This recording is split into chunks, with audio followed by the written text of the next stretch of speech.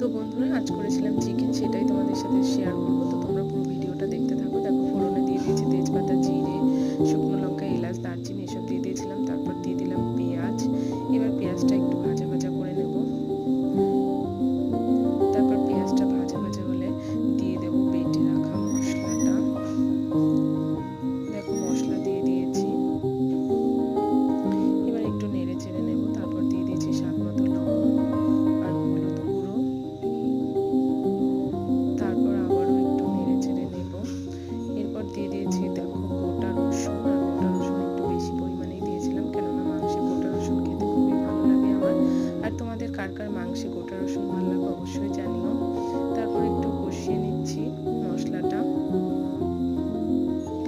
এবার মশলা থেকে তেল ছেড়ে গেলে দিয়ে দেব মাংস আর আলু।